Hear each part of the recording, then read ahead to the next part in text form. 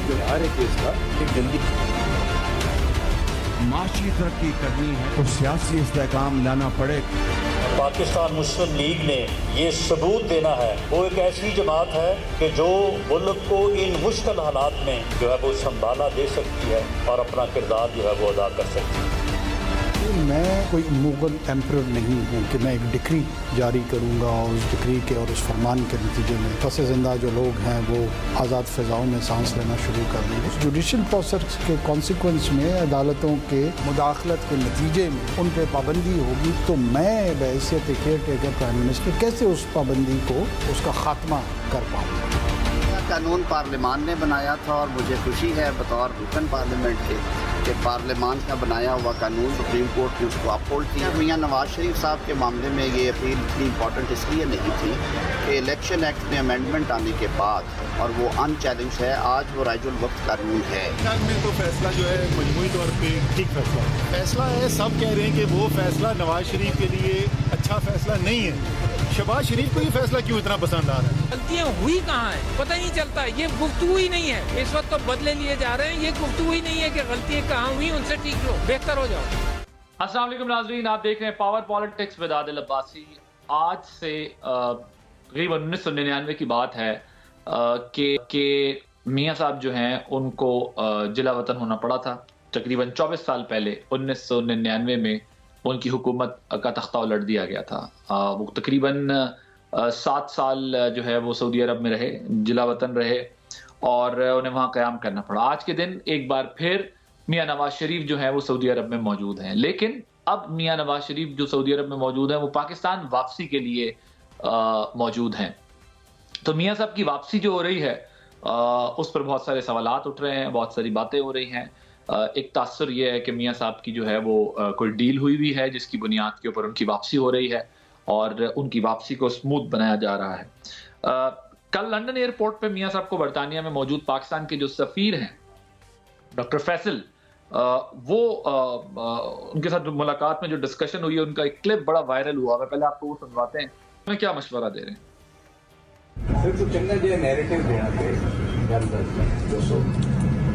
ये नैरेटिव जल्दी शुरू किया, coming out of the negative बयान है। इकॉनमी एंड पुरअमन हमसाई थी ये जो ये दोनों सर इस पे फोकस। इसके बरक्स जब निगरान वजीर आजम जो है उनसे सवालात हुए तो उन्होंने इस तासुर को यकसर मुस्तरद कर दिया। जी, निगरान हुकूमत तो अपनी जो है वो वजाहतें और सफाइयाँ दे रहे हैं कि हमारी तुम्हारी तो कोई ऐसी डील या हमारे लिए हमारे दिल में कोई यानी हमारी तरफ से कोई स्पेस या एक्स्ट्राऑर्डिनरी फेवर जो है वो नहीं किया जाएगा PMLN को। लेकिन जो गुज़िश्ता रोज एक डेवलपमेंट हुई है वो बड़ी दिलचस्प है। प्रैक्टिस एंड प्रोसीजर एक्ट का जो फैसला आया है सुप्रीम कोर्ट का, उसने दोनों जमातों को जो है वो खुश कर दिया है। PMLN भी मुतमईन है, PTI भी मुतमईन दिखाई दे रही है। PMLN ने भी फैसले को खुशाइन करार दिया है, PTI ने भी खुशाइन करार दिया है।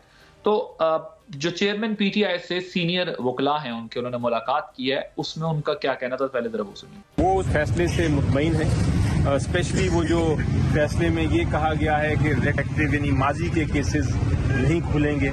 उनको ज्यादा अपील से तो उन्होंने कहा ठीक है, हक है हर एक का। इलेक्शंस कराने के लिए सारी नजरें सुप्रीम कोर्ट के तरफ हैं, क्योंकि इलेक्शन कमीशन ने तो 90 दिन में अनाउंस किया नहीं।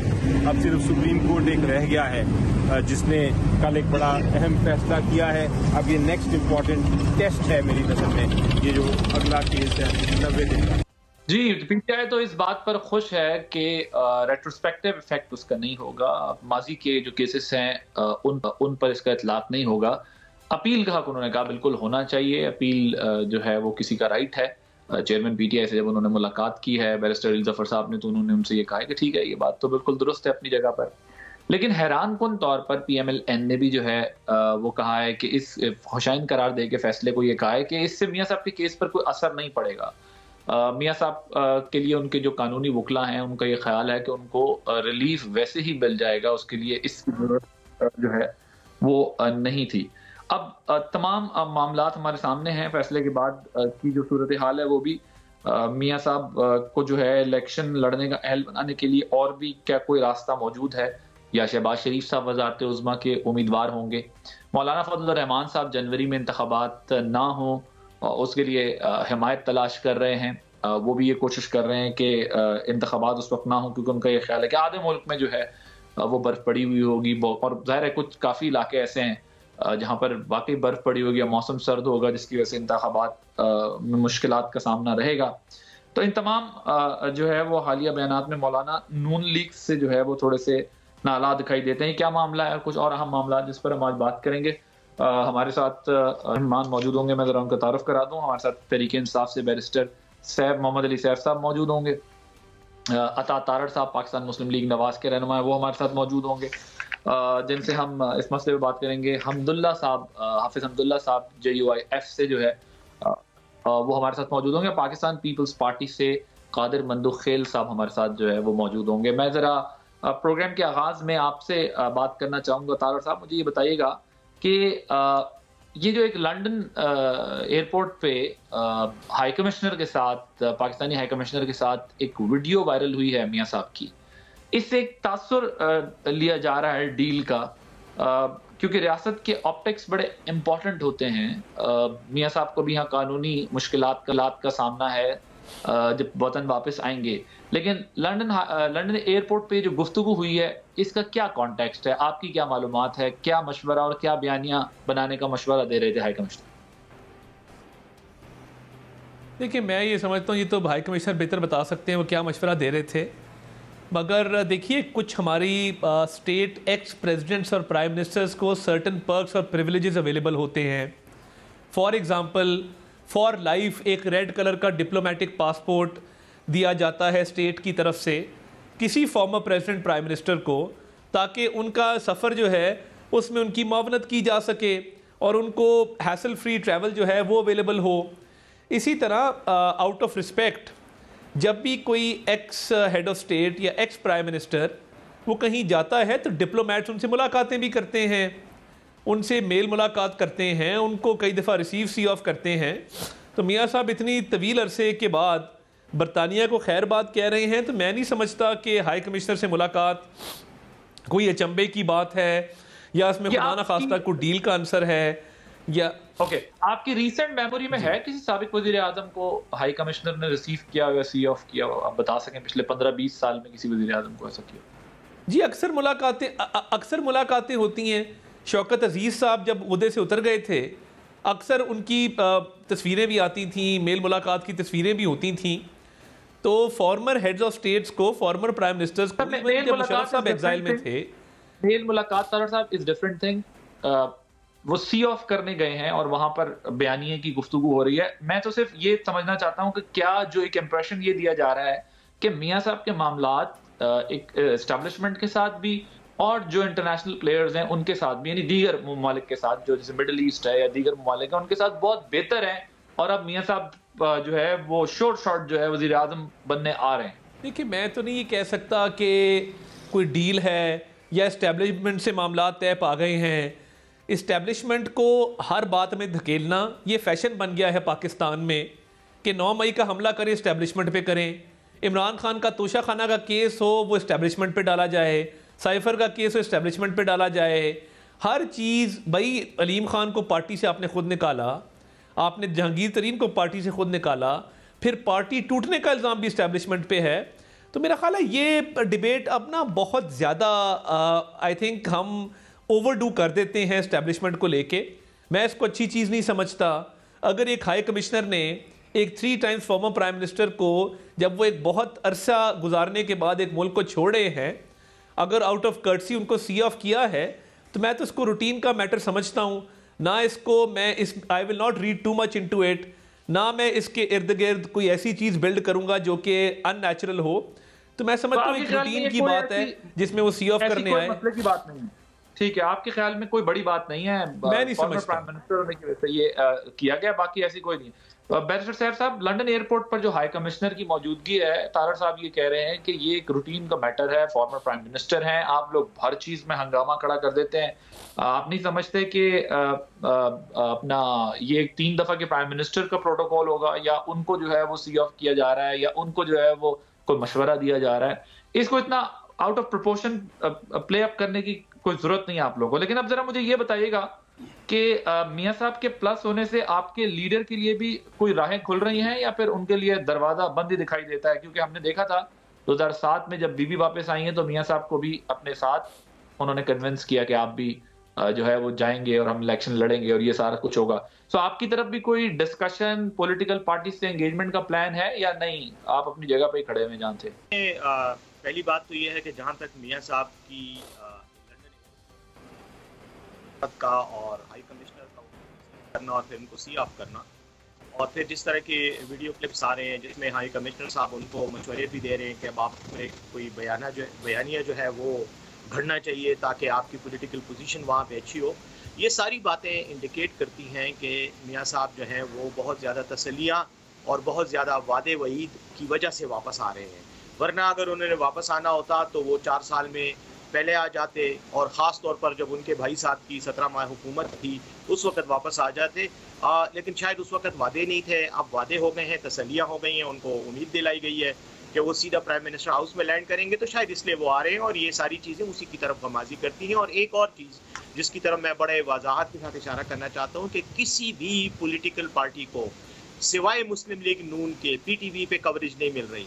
PTV पर मियां शहबाज शरीफ साहब की कॉन्फ्रेंसेज और उनके जलसे दिखाए जाते हैं, मरियम नवाज साहिबा के जलसे दिखाए जाते हैं, लेकिन किसी और पार्टी को पाकिस्तान में ये हक हासिल नहीं है कि उनको कवरेज दी जा सके। तो इससे इन सारी चीज़ों से आप अंदाज़ा लगा लें कि इनको क्या जो है वो लॉलीपॉप दिया गया है। लेकिन मेरा ये ख्याल है कि ये सारी उम्मीदों पर पानी फिर जाएगा जब मियां साहब पाकिस्तान में लैंड करेंगे। पहली बात तो ये है कि मियां साहब के पास ना तो कोई बयानिया है सिवाय पुरानी कहानियाँ दोहराने के 2017 तक हम ये थे और पाकिस्तान जो है वो बस जन्नत का नमूना था और उसके बाद जो है हालात खराब हुए। तो पहली बात मुझे ये बताएं कि निगरान वजीर आजम जो हैं वो तो ये कह रहे हैं कि PTI अपने जलसे शलसे करे, PTI उसको कवरेज मिलेगी। निगरान वजीर आजम कह रहे हैं कोई ऐसे मसले वाली बात नहीं है।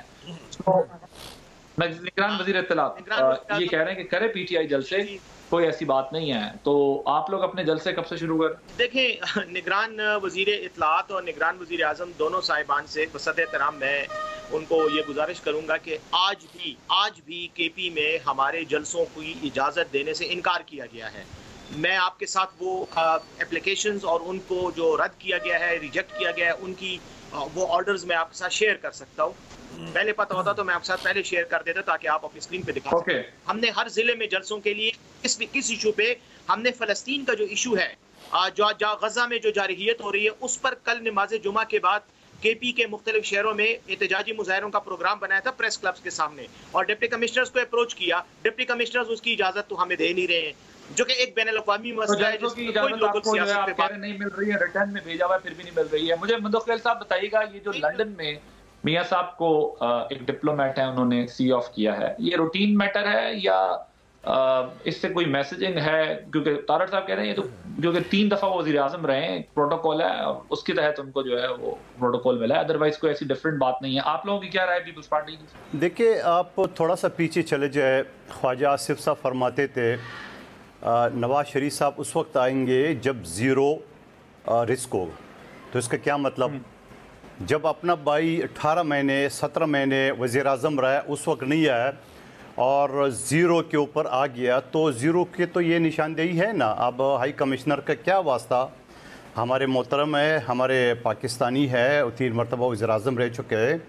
क्या शहीद जुल्फ़िकार अली भुट्टो को भी ऐसे प्रोटोकॉल मिलता था?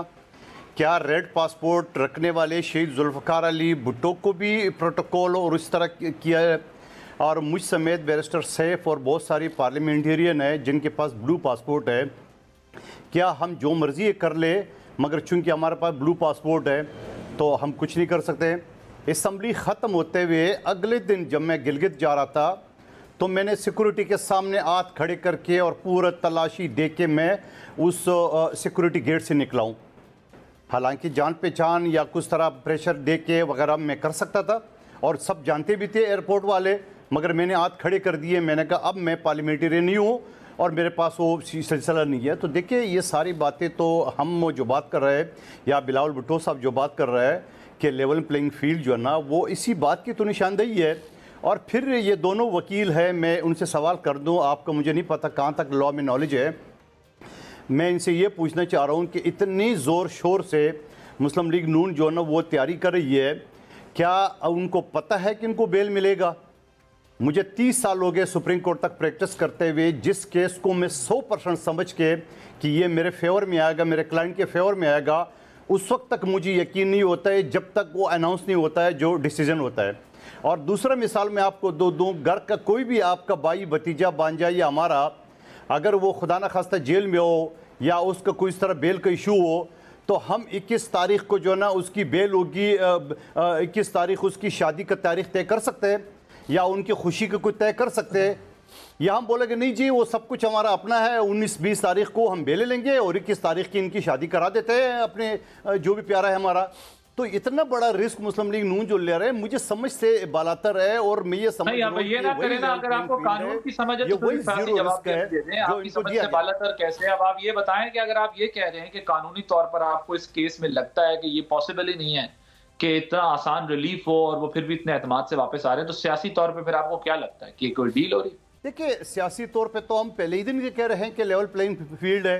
आप मुझे बताओ, नवाज शरीफ साहब के दौर का जो वो था क्या कहते हैं फवाद हसन फवाद, उनको वफाकी वज़ीर बनाना, और वो क्या कहते हैं तौकीर शाह साहब जिसको 1 साल की एक्सटेंशन भी दी गई है, वो शहबाज शरीफ साहब का भी था, और आज अनवारुल्लाह काकड़ साहब का भी वो प्रिंसिपल सेक्रेटरी है।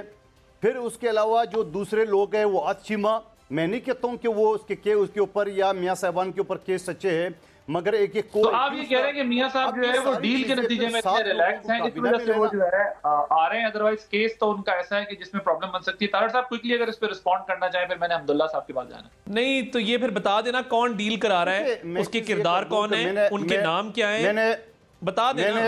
अगर इतना ही है तो बता दें कि जी ये नाम है, ये ABC है, ये मोहम्मद बूटा है, ये अरशद है, ये फलां है, नाम ले लेना। फिर ये तो कोई तरीका नहीं है ना कि आप हर चीज डालते जाएं कि जी डील हो रही है, माहौल क्रिएट हो रहा है। भाई कौन कर रहा है? केयर टेकर गवर्नमेंट की अपॉइंटमेंट में आप बराबर के शरीक थे, सेंसस के अंदर आप बराबर के शरीक थे, काबीना में आखिरी दिन तक आप तमाम रात, तमाम प्रिविलेजेस, तमाम मजे लेते रहे हैं। अब उसके बाद जैसी गवर्नमेंट खत्म हुई है तो ये मर्ड मुनासिब नहीं है। हम आपकी इज्जत करते हैं, इज्जत करते रहेंगे, आपके लीडरान की इज्जत करते हैं, इज्जत करते रहेंगे, मगर ये बात मुनासिब नहीं है कि आप तमाम मजे हुकूमत की उठाएं और हुकूमत खत्म होते ही अपने आप को ऑपोजिशन जाहिर कर दें। ऐसा ना करें। लोग बड़े समझदार हैं, लोगों को पता है कौन हुकूमत में कितना था और किसकी कितनी मानी जाती थी। तो इसलिए तमाम लोगों को आपके काबीना के पोर्टफोलियोज भी पता है और उनकी पावर भी पता है। ऐसा नहीं है कि आप कोई साइडलाइन कोलिशन पार्टनर थे, हुकूमत से निकलते ही ये तमाम चीजें करना ये मुनासिब नहीं है। जी मंदोखेल साहब, आपको बात करना चाहिए। दिलबासी, मुझे आप सुनेंगे? ठीक है, पहली बात तो ये है कि हम तो हुकूमत में शामिल भी नहीं होना चाह रहे थे। नंबर 1 बात, हमने पाकिस्तान की तारीख में, और आपके घर वाले आपको वज़ीर-ए-आज़म भी बना रहे थे, हमने आपको वज़ीर-ए-आज़म बनाया। नंबर 1 बात, वो जरदारी साहब का बिलावल का एहसान देख ले। नंबर 1 बात। दूसरी बात ये कर ले कि आपके 25-30 मावन खसूसी, आपके तमाम अदारों के सरबरा जो मेरे स्पेशल कमेटी में आते थे, उनके सरबरा MP MNA आपके साबिक, और फिर पंजाब का बड़ा सूबा गवर्नर का, उसको भी छोड़िए। आप ये बताओ कि तौकीर शाह जो पूरे ब्यूरोक्रेसी का एक सरगना था, जो एक तरफ आप आवाज़ उठाते थे कि वोट को इज्जत दो, और ये शख्स असम्बली की बनाई हुई कमेटी को, अपनी ब्यूरोक्रेसी को, जो आपके वजीर थे ख्वाजा आसिफ का, ख्वाजा साद रफ़ी का, मुसद्दक मलिक का, और आपके राना तनवीर के वजीर मिनिस्ट्री के लोगों को मना करता था, और 13 स्टे ले के दिए हैं तौकीर शाह ने असम्बली के स्पेशल कमेटी जिसकी सदारत, जिसकी चेयरमैनशिप मेरे पास थी। आप मुझे बताओ, आप वकील हो, कानून का आइन का आर्टिकल 69 क्या कहता है? कोई भी अदालत किसी भी असेंबली या इनकी कमेटियों की मामलात में इंटरफेरेंस नहीं कर सकते। सुन ले, हौसला रख ले, आप हौसला रख ले, आप हौसला रख ले, आप हौसला रख ले, आप हौसला रख ले, अपनी बारी पे बोले। आदिल अब्बासी आप हौसला रख ले, बात करें मंदोखेल साहब, आप हौसला रख ले। आप दूसरी मर्तबा बीच में बोल रहे हो। अगर आपकी यही आदत है तो फिर मैं भी आपको नहीं बोलने दूंगा। आप आराम से बैठे, आपको बारी में आप बड़े उछलते हैं, मुझे पता है मीडिया में, लेकिन आप अगले को भी थोड़ा सा हौसला रखें। आप मुझे नहीं, मुझे कंप्लीट करने दें। ना मुझे कंप्लीट करने दें, मुझे कंप्लीट करने दें। आदिल अब्बासी मुझे कंप्लीट करने दें। आदिल अब्बासी ऐसे नहीं बोलने दूंगा, ऐसे नहीं बोलने दूंगा, ऐसे नहीं बोलने दूंगा। आप मुझे बोलने देंगे, मुझे ये दूसरी मरतबा जाती स्कोर मत सेटिंग करें ना करें ऐसे। इज्जत तकरीम से बात करें।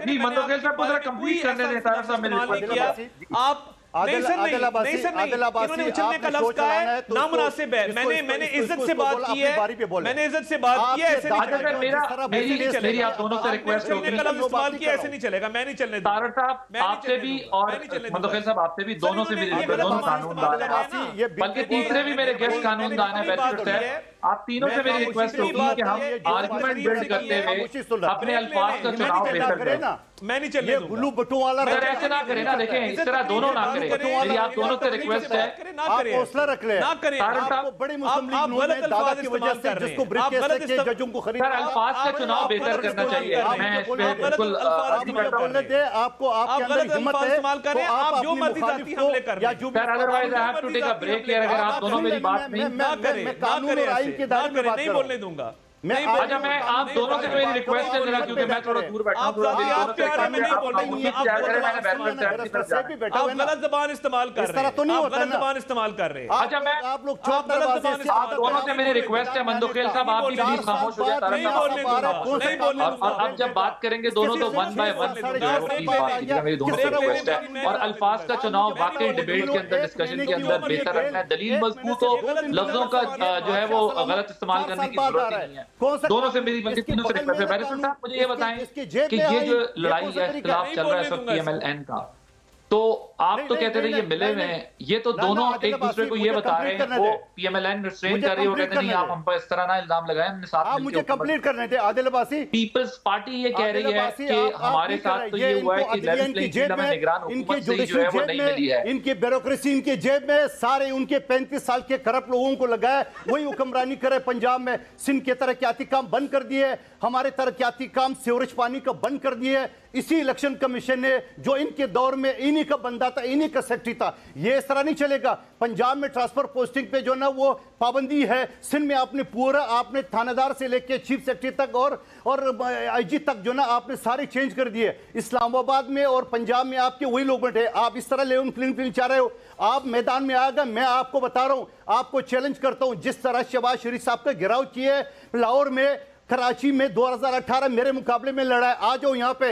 आपने 18 महीने में 2 मिनट मुझे मुलाकात की नहीं दी है, पानी के बूंद बूंद को तरस रहे। आप आइए ना, खड़े हो जाओ ना मेरे मुकाबले में, आपको पता चल जाएगा। हुजूर ये बताएं कि फिर आपने हुकूमत छोड़ी क्यों नहीं? आपने इस्तीफा क्यों नहीं दिया कि मेरी आवाम शहर की 2 बूंद पानी के लिए तरस रही है? शहबाज शरीफ साहब, मैं आपकी हुकूमत से अपना हम बाहर निकलना चाहते हैं। हम तो शहबाज शरीफ को जिसको मियां नवाज शरीफ वज़ीर आज़म नहीं देखना चाह रहा था, हमने वज़ीर आज़म बनाया तारीख में, कभी वो सोच भी नहीं सकता था। आप शुक्र करो नवाज शरीफ साहब, शहबाज शरीफ साहब को नहीं बनाना चाहते थे, पीपल्स पार्टी ने जबरदस्ती बनाया है।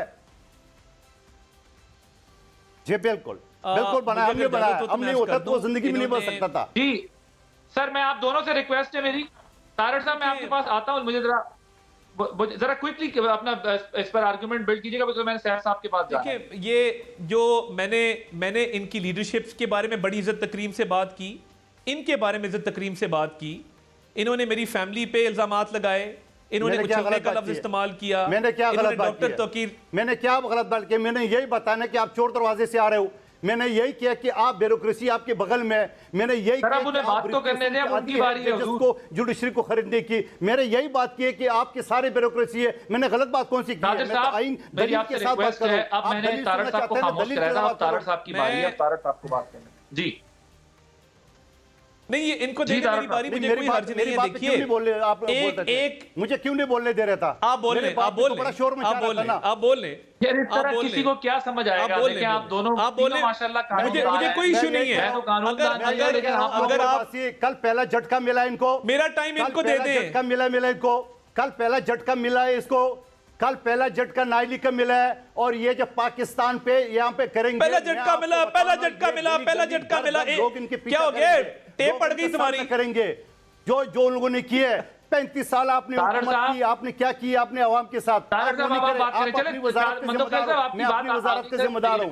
आपसे जरा तारड़ साहब को कंप्लीट करने दें। जी तारड़ नहीं, अगर ये टाइम लेना चाहते हैं जरूर ले लें, मगर सर मेरा टॉक शो है ना, इतना भी ना ले लें कि डिस्कशन ही ना हो सके, वन साइडेड ही हो जाए। चले अगर ये समझते हैं कि ये कोलिशन गवर्नमेंट का पार्ट नहीं बनना चाहते थे, तो फिर हर कैबिनेट मीटिंग में ये जफियां क्यों डालते थे?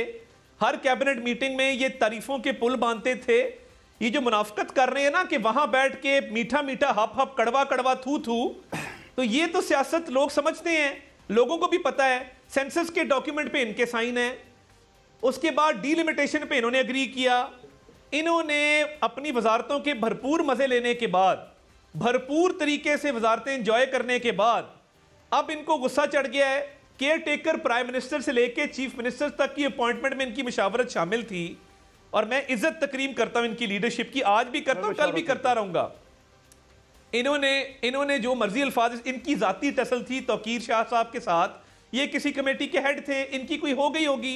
अब नेशनल इश्यूज के टॉक शो के अंदर, जहां पे नेशनल इश्यूज डिस्कस होने चाहिए, हम कमेटी डिस्कस कर रहे हैं। हम लेकिन तारड़ साहब ये जो मंदोखेल साहब बात कर रहे हैं, कह रहे हैं कि मियां साहब जो हैं वो शहबाज शरीफ साहब को वजीर आज़म नहीं बनाना चाहते थे। मैंने उनसे रिपीट पूछा, जी बिल्कुल, तो पार्टी लीडरशिप के लेवल पर इनकी कोई डिस्कशन हुई होगी ना? तो ये कह रहे हैं कि ये रात को मियां साहब इनको फोन करके बताते थे मंदोखेल को, हेलो मंदोखेल मैं ये नहीं करना चाहता। अजीब बात कर रहे हैं यार, ना करें ना इस तरह। अब मैं कह दूं कि बिलावल साहब पे ट्रस्ट नहीं है जरदारी साहब को, वो उनकी स्टेटमेंट्स को कॉन्ट्रडिक्ट करते हैं, वो कॉन्ट्रडिक्ट करते हैं। एक दिन बिलावल कहता है 90 दिन में इलेक्शन करो, जरदारी साहब कहते हैं नहीं मुझे इलेक्शन कमीशन पे एतमाद है। तो मैं कह दूं कि दोनों बाप बेटी की टसल है, मैं नहीं कहना चाहता, मुझे मत मजबूर करें कि मैं आपकी लीडरशिप। जी मुझे बैरिस्टर साहब की तरफ जाना है। ओके, आप कह रहे हैं कि ये सिर्फ इल्जाम है मंदोखेल साहब की तरफ से। बैरिस्टर साहब मुझे ये बताएं कि आज असद उमर साहब ने भी कहा है जरदारी साहब ने क्यों कॉन्ट्रडिक्ट किया बिलावल को, क्यों कॉन्ट्रडिक्ट किया बिलावल को? बिलावल एक स्टेटमेंट देता है, वो अगले दिन माफी मांग के कहते हैं नहीं ये गलत कह रहा है। अब अगर ये बात तो क्यों किया आपके ख्याल में? बताएं क्यों किया कॉन्ट्रडिक्ट? माफी मांगने वाले आप हो। मेरा तो ये ख्याल है, मांगने वाले आपकी लीडरशिप है, हम ये माफी मांगने वाले कि बिलावल जज्बात में ज्यादा बात कर गए थे। आपकी लीडरशिप है, सेंसिबल जब मतलब होता है तो मतलब होता है तो पांव पड़ता है, मतलब निकलने के बाद मेरी आप दोनों से रिक्वेस्ट है, बैरिस्टर साहब ने बहुत तहम्मुल से आप लोगों को सुना है, आप जरा बैरिस्टर साहब को जो है वो बात कंप्लीट करने दीजिएगा। आप दोनों से मेरी रिक्वेस्ट होगी। बैरिस्टर साहब आपके आज परवेज ये जो सॉरी असद उमर साहब ने भी कहा इस फैसले से जो है वो शहबाज शरीफ साहब जो है उनको तो मतलब खुश होंगे, फायदा होगा, लेकिन दूसरी साइड को नहीं होगा। इस पर आप लोगों की भी बड़ा पॉजिटिव रिस्पांस आया कि जी ठीक है ये अच्छा फैसला है और उसको बड़ा वो किया गया है। लेकिन आपके ख्याल में इस फैसले से फायदा होना है हुकूमत को जो पीडीएम की गवर्नमेंट ने बनाया था, या नुकसान होना है? जी आदिल, देखें जहां तक इस फैसले का ताल्लुक है वो तो सुप्रीम कोर्ट का फैसला है और 15 मेंबर बेंच का फुल कोर्ट का फैसला है। इसलिए मेरे ख्याल में उसमें जो जजेस की इज्तिमाई दानिशमंदी है, जो एक उनका जो एक कंसिडर्ड ओपिनियन है, तो मैं समझता हूँ कि खुशाइन फैसला है। मैं तो ज़ाती तौर पर भी इस फैसले को अच्छा समझता हूँ, और दूसरी तरफ मैं ये समझता हूँ कि कई सवालात जो थे, जो ज़ेर बहस थे, वो उन्होंने क्लियर कर दिए और आगे के लिए एक राह मुतय्यन कर दी। और उम्मीद है कि पार्लियामेंट और जुडिशरी जो है उनके अंदर जो रिश्ता है, जो रिलेशनशिप है, वो एक अच्छा रिलेशनशिप मुस्तकबिल में कायम होगा इस फैसले के नतीजे में। एक और जो उसमें इम्पॉर्टेंट तरीन बात थी वो ये थी कि आर्टिकल 184(3) के तहत जो फैसले आते हैं उनमें अपील का हक जो है एक्सेप्ट कर लिया गया है। तो इस हद तक तो हम खुश हैं। जहां तक मुस्लिम लीग नून सियासत पर इन फैसलों का ताल्लुक है, इसके असरात का ताल्लुक है, मैं समझता हूँ यकीनन मियाँ साहब के लिए मसाइल पैदा हुए हैं। जो उम्मीद थी और जो मेरा ख्याल है कि पार्लियामेंट में जब ये कानून पेश किया गया था पास करने के लिए, तो उस वक्त नीयत भी शायद बड़ी वजाहत के साथ मैं कह रहा हूँ कि उस वक्त मुस्लिम लीग नून की नीयत यही थी कि किसी तरह से मियाँ साहब को एक अपील का हक मिल जाए ताकि उनकी वो जो नाअहली है और जो कन्विक्शन है वो ख़त्म हो जाए और वो दोबारा सियासत में एक्टिव हिस्सा ले सकें। मेरे ख्याल में उन उम्मीदों पर जो है वो पानी फिर गया है और अब मुस्लिम लीग नून के लिए मुश्किलात पैदा हो गई हैं। दूसरी बात यह है कि यकीनन अभी थोड़ी देर पहले काफ़ी तल्ख कलामी अता तारड़ साहब और मंदुखेल साहब के दरमियान हुई है। लेकिन मैं एक बात समझता हूँ और मैं उसका इज़हार भी करना चाहूँगा कि ये बात मेरे लिए भी हैरान कुन है बतौर कानून के एक अदना तालिब इल्म के, कि ये कैसे हो सकता है कि एक कन्विक्टेड आदमी इस यकीन के साथ आ रहा है कि वो उस दिन आकर लैंड करेगा और उसके बाद वो जलसे से खिताब भी करेगा। मैं तो इस बात को समझने से कासिर हूँ। मेरे ख्याल में तो पाकिस्तान का कानून बहुत वाज़ेह है कि उसको सीधा जेल जाना चाहिए और जेल के बाद जब वो कोर्ट में आएगा और अगर कोर्ट उसको कोई रिलीफ देती है तो फिर वो मैदान सियासत में कदम रख सकता है। तो ये एक सवाल है। लेकिन मैं ये समझता हूँ कि इस वक्त यकीनन एक आखिरी बात कि तराजू का पलड़ा जो है वो यकीनन मुस्लिम लीग नून के फेवर में हर लिहाज से नजर आ रहा है कि फेवर में है और बाकी पार्टियों को वो लेवल प्लेइंग फील्ड नहीं मिल रहा जो कि जमहूरी निजाम में हमारा हक है। तो आप क्या दीगर जमातों के साथ कोई मुशावरत, बातचीत, पॉलिटिकल डायलॉग खोलना चाहते हैं? बिकॉज आप लोगों के बारे में भी तो फिर यही मशहूर है ना कि आप सोलो फ्लाइट लेना चाहते हैं। अगर आप लोग पॉलिटिकल डायलॉग रखें यानी इंगेजमेंट रखें पॉलिटिकल पार्टी से तो फिर शायद सूरत हाल यकसर मुख्तलिफ हो सियासी मैदान में। देखें, जरूर हमारे दरवाजे खुले हुए हैं। हमारी रिसेंटली अभी भी बल्कि खान साहब ने भी ये बात की है कि मैं हरी के साथ इंटरेक्शन करने को तैयार हूँ। माजी में जो हुआ वो उसका अपना एक तनाजर था, मैं उसकी बहस में नहीं जाऊंगा कि हमने क्यों ऐसा रवैया किया। मेरे ख्याल में उस वक्त कन्फ्रंटेशन का एक और माहौल था। अब जो है माहौल इस वक्त तो देखें बड़ी वाज़ेह सी बात है कि हम तैयार हैं पीपल्स पार्टी की लीडरशिप से सियासत और जमहूरियत के लिए। मैं जाती तौर पर बिल्कुल तैयार हूं। पीपल्स पार्टी के दोस्तों के साथ मेरी बातचीत होती रहती है और मेरा अपना जाती मौक़िफ़ यही है कि हमें अपने बदतरीन सियासी मुखालिफ के साथ भी बैठ के बात करनी चाहिए। मुखालफत अपनी जगह पे करेंगे, बातचीत के दरवाजे खुले होने चाहिए। हमने कुछ दिन पहले हमारी आपका मैटर नहीं करता ना, आपकी राय मैटर नहीं करती, पार्टी की राय मैटर करेगी ना कि क्या पार्टी भी इलेक्शन से पहले जिस तरह पीपल्स पार्टी अगर लेवल प्लेइंग फील्ड की शिकायत कर रही है या और जमातें अगर कुछ कर रही हैं तो आपको कोई पॉलिटिकल मूवमेंट या कोई एक साथ वॉइस रेज करनी चाहिए। पार्टी की क्या पोजीशन है? यहाँ तो हम देख रहे हैं आपकी पार्टी में इमरान खान साहब के अलावा कोई रिप्लेसमेंट भी बनने को तैयार या बनाने को वो तैयार नहीं है। तो आगे डायलॉग कैसे होगा? ब्रेक लेते हैं, ब्रेक के बाद जब वापस आएंगे तो मियां साहब क्या जेल जाएंगे, मियां साहब जलसा करेंगे, क्या करेंगे, तारा साहब से पूछेंगे आफ्टर दिस ब्रेक।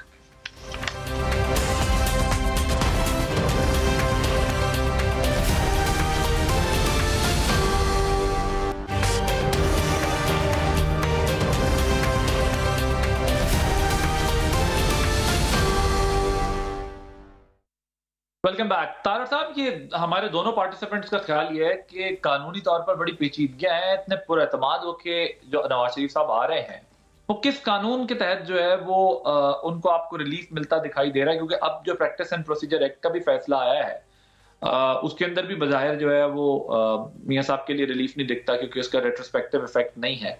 तो आप लोगों को क्यों कर लगता है कि वो आएंगे तो उनके लिए कानूनी मुश्किलात नहीं हो?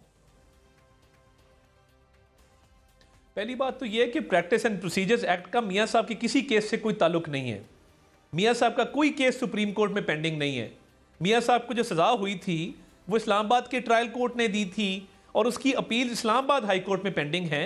जहां तक डिस्क्वालिफिकेशन का सवाल है तो इलेक्शन एक्ट में एक तरमीम की गई जिसमें पीपल्स पार्टी ने भी वोट दिया और उसमें जो ताहियात नाअहली की मुद्दत थी उसको 5 साल में कन्वर्ट कर दिया गया।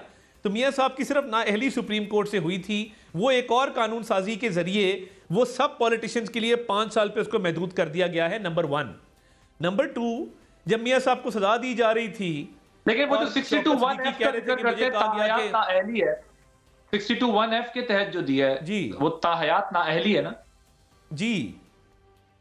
नहीं, बट उसका इलेक्शन एक्ट में तरमीम करके उसकी जो सुप्रीम कोर्ट का जो डिसीजन है वो कहते हैं उसे ओवरटर्न नहीं किया जा सकता ना लेजिस्लेशन से। नहीं, लेजिस्लेशन के थ्रू देखिए सुप्रीम कोर्ट ने 62(1)(f) की एक इंटरप्रिटेशन की कि जी ये ताहियात नाअहली होगी। जब इलेक्शन एक्ट में 2017 में which was later in time, election act के अंदर जब पूरी डिस्क्वालिफिकेशन की शिकें डाली गई तो उसमें तरमीम के तहत पार्लियामेंट एक सॉवरन और सुप्रीम इदारा है। अब या तो हम कॉन्स्टिट्यूशन का नेचर और मेक एंड मॉडल चेंज कर दें और अदलिया को एक सुप्रीम इदारा मान लें तो फिर बात और है। पार्लियामेंट्री सॉवरेनिटी के तहत लेकिन वो कॉन्स्टिट्यूशनल अमेंडमेंट से कहते हैं ना होगी, कॉन्स्टिट्यूशनल अमेंडमेंट के बाद आप ये कर सकते हैं। आप सिर्फ उसको सिंपल लेजिस्लेशन से तो नहीं कर। जब इलेक्शन एक्ट में मुद्दत दी हुई है जो 62(1)(f) के अंदर नहीं दी हुई तो फिर इलेक्शन एक्ट की तरमीम से ही मुद्दत का तयन होगा, ना कि 62(1)(f) का, जिसकी तशरीह सुप्रीम कोर्ट ने की है। पहली बात। दूसरी बात, जब मियां साहब को सजा दी गई, कौन से कानून के तहत दी गई? क्या अरशद मलिक की वीडियो या शौकत सिद्दीकी का ये कहना कि मुझे कहा गया हमारे 5 साल की बेनत ज़ाया हो जाएगी, और वो सारा कुछ कानून के मुताबिक था। मियां साहब को जो मेडिकल बेल दी गई वो पंजाब हुकूमत ने रिजेक्ट की। इस्लामाबाद हाई कोर्ट ने, क्योंकि मैं इस केस को पर्सनली देख रहा था, इस्लामाबाद हाई कोर्ट ने मैटर रेफर किया टू द पंजाब गवर्नमेंट, और पंजाब गवर्नमेंट को कहा कि आप बेल देंगे और आप बरतानिया में हाई कमीशन के जरिए या अपने एजेंट्स के जरिए या किसी को भेज के बाकायदा रिपोर्ट मुरतब करेंगे, जो कि उन्होंने नहीं की। उन्होंने इश्तहारी डिक्लेयर करने का प्रोसेस मुकम्मल नहीं किया। तो अगर पंजाब गवर्नमेंट की उस बेल को रिवाइव करना है जिसके सर्कमस्टांसेस एग्जिस्ट करते हैं, तो protective bail as of right होती है, हिफाजती जमानत के लिए वो एज ऑफ राइट मिलती है, उसमें कोई तगोदौ नहीं होती। हमने प्रोटेक्टिव बेल अगर अप्लाई की तो इस नौयत की करेंगे कि हमें इनेबल किया जाए कि हम मुतलका फोरम से अपनी बेल बहाल करा सकें, क्योंकि एक केस में कन्विक्शन है, एक में सजा मुअत्तल हुई है। जिस केस में कन्विक्शन है उसकी बेल पंजाब गवर्नमेंट ने दी थी, ये पूरा मुद्दा है। ओके सर, लेकिन अब इसमें मसला ये है ना कि कानूनी राय ये भी है कि वो अक्यूज नहीं है, वो कन्विक्टेड है, इस वजह से प्रोटेक्टिव बेल उनको मिलने में कुछ प्रॉब्लम आ सकती है। मंदोखेल साहब जरा मुझे ये बताइएगा। वही अर्ज करो ना। जी जी तारड़ साहब कंप्लीट करें, फिर मैंने मंदोखेल साहब को कर रहा हूं कि जी मैं वही अर्ज कर रहा हूं कि जिस केस में तो सेंटेंस सस्पेंड हो गया, उसमें तो कन्विक्शन जो है वो उनकी इम्प्रिजनमेंट रिक्वायर्ड नहीं है। जिस केस में पंजाब हुकूमत ने बेल दी थी इस्लामाबाद हाई कोर्ट की डायरेक्शन पे, उसमें स्पेशल सर्कमस्टांसेस एग्जिस्ट करते हैं, क्योंकि एक हॉस्टाइल पॉलिटिकल गवर्नमेंट थी पीटीआई की जिसने वो बेल रिजेक्ट की थी। हमारे पास मवाद है जो हम उनके सामने आर्ग्यू कर सकते हैं, तो हम उसके प्रोटेक्टिव बेल मांग रहे हैं। हमारा ख्याल है कि वो सर्कमस्टांसेस मौजूद हैं। ओके जी कादर मंदोखेल साहब, वैसे सर्कमस्टांसेस मौजूद हैं, और दूसरा जब मियां साहब आएंगे, जाहिर है कि जो तारड़ साहब होप्स अपनी दे रहे हैं, वो कह रहे हैं कि जी प्रोटेक्टिव बेल इन बेसिस के ऊपर हमें मिल सकती है, तो उसको जरूरी है कि आप लोग जो है वो कह रहे हैं कि इस बात का रंग दें कि यार कोई डील हो गई है या कोई बहुत सपोर्ट है कहीं से, और उन्होंने कहा कि विक्टिमाइज किया गया था हमें, तो हम स्पेशल सर्कमस्टांसेस का हवाला देंगे और ये रिलीफ लेंगे, तो इसमें डील कहां से आ रही? देखिए, पहली बात तो ये है कि प्रोटेक्टिव बेल उस सूरत में मिलती है जब एक शख्स का कराची में FIR हो और वो लाहौर से आ रहा हो या लाहौर पाकिस्तान से बाहर आ रहा हो। वो ये कहेगा कि चूंकि मुझे इस केस के बारे में नहीं पता था और अब मुझे पता चला है अपना वकला या जो भी रिश्तेदार उनके ज़रिए, तो लिहाजा मुझे चांस दिया जाए ताकि मैं जाके कराची से अपनी बेल कराऊं, और जब मैं कराची जाऊंगा तो जहाज़ या रेल या बाय रोड मुझे गिरफ्तार ना करे और मुझे प्रोटेक्टिव बेल दो। यहाँ तो सूरत हाल बिल्कुल मुख्तलिफ है, नंबर 1 बात। और फिर ऐसी पाकिस्तान की 75 साल तारीख में भी कोई मिसाल है वो भी ज़रा बता दे, जो कि नहीं है। उसके बाद जो तारड़ साहब जिस इसके हवाले दे रहे हैं इलेक्शन रूल्स के हवाले से 63(1)(f) के हवाले से, अभी रिसेंटली मैं भी उसी असम्बली का हिस्सा था जब इलेक्शन रूल के 57 में इख्तियार दिए कि इलेक्शन अनाउंस करेंगे शेड्यूल इलेक्शन कमीशन, मगर साथ साथ जो सदारती इख्तियारात 485 है, सब क्लास 5 है, उसके तहत सदर ने वो ऐलान करना है, वो अपनी जगह पे मौजूद है। गोया कि हमने अपने रूल्स में चेंजिंग कर दिए, मगर जो आर्टिकल है उसके अंदर 2/3 मेजॉरिटी चाहिए सॉरी, जो कि हमारे पास नहीं थी। तो रूल्स की बात अलग है और आइन का आर्टिकल अलग है। आइन का आर्टिकल 63(1)(f) अपनी जगह पे आज भी मौजूद है और उसकी तशरीह भी आ चुकी है। चलो, मैं नहीं कहता हूं उस हवाले से, मैं नहीं कहता हूं अल्लाह करे नवाज शरीफ साहब आ जाए, लेकिन ये प्रोटेक्टिव बेल 21 अक्टूबर अभी तकरीबन कितने दिन रह गए और रवाना भी मियां साहब तो आज क्यों अप्लाई नहीं कर रहे? आखिरी दिन में अगर नोटिस भी हो गया है या नहीं भी नोटिस हुआ, जज साहब छुट्टी पेते तो कैसे मिलेगी उनको प्रोटेक्टिव?